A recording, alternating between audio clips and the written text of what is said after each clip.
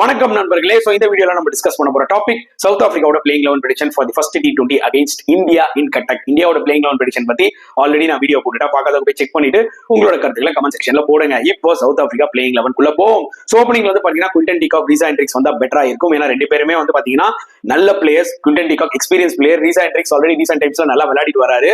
3ல ஐடன் மார்க்கம், 4ல நான் Dewald Brevis ஆடுவேன், 5ல வந்து நான் வெட்டரன் டேவிட் மில்லர் ஆடுவேன், 6ல நான் டொனவன் ஃபெரரா விளையாடுவாங்க, 7ல மார்க்கோ யான்சன், 8ல வந்து பாத்தீங்கன்னா நான் ஜார்ஜ் லிண்டே விளையாடுவேன் ஸ்பின் ஆல்ரவுண்டர், 9ல கார்பின் போஷ், 10ல வந்து பாத்தீங்கன்னா ஆண்ட்ரிக் நார்கி, 11ல என்கிடி. நான் மகாராஜ் ப்ரிஃபர் பண்ண போறது இல்லைங்க. ஏன்னா ஜார்ஜ் லிண்டே என்ன பொறுத்த வரைக்கும் பெட்டர் T20 போலர் தேன் மகாராஜ்ன்றது என்னோட ஒரு பாயிண்ட் ஆஃப் வியூ. பிளஸ் அவர் பேட்டிங்லயும் கான்ட்ரிபியூட் பண்ணலாம். ஸோ உங்ககிட்ட வந்து பாத்தீங்கன்னா அந்த 9 வரைக்கும் அந்த ஒரு பேட்டிங் இருக்கு, அதுல எந்த டவுட்டுமே இல்லை. Only concern for South Africa is their bowling தான். நான் இந்தியாவோட போலிங் ரொம்ப ஸ்ட்ராங்கா இருக்கு. ஜஸ்பிரீத் பும்ரா, வருண் சக்கரவர்த்தி, குல்தீப் யாதவ், அக்சர் பட்டேல், ஹர்திக் பாண்டியா, அர்ஷதீப் சிங், சோ ரொம்ப ஸ்ட்ராங்கா இருக்கு. வேற சிங்க சவுத் ஆப்பிரிக்கா எடுத்தீங்கன்னா ஆண்ட்ரிக் நார்கே ஒரு இன்ஜுரி கழிச்சு தான் வராரு.